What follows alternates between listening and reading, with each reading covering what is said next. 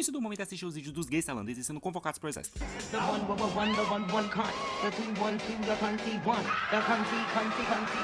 The country. Sério, é entretenimento puro, porque lá não é igual aqui no Brasil. Primeiro que nem parece que existe homofobia. Os gays são bem viados e os caras do exército acham isso lindo. E o alistamento deles é diferente do que rola aqui no Brasil. Se o moleque não se alistar voluntariamente, ele participa de um sorteio. Então se ele pegar um papelzinho colorido, vai ter que servir por 2 anos. Não tem de entrevista, avaliação, enfim. Se você for azarado e tirar o papel vermelho, vai ser convocado. Simples. E é em público, eles acham uma quadra, vai todos os meninos pra esse sorteio e acontece um grande evento. Sério, se você nunca assistiu, está perdendo o maior reality da história. Gays tailandeses no exército. Aqui no Brasil, pra quem não sabe, você vai do batalhão da cidade, passa por exame de saúde, entrevista pra daí descobrir se vai ter que servir ou não. Eu já até contei aqui do dia que eu tive que fazer alistamento militar, tá fixado aqui no perfil, vai lá assistir. Ao menos eles não passam por aquela humilhação que é a parte das cabines. Que basicamente é pra ver se você tem hemorroida. São 3 cabines, entra 3 meninos por vez, tipo um provador de loja. Daí o moleque precisa baixar a calça e tossir.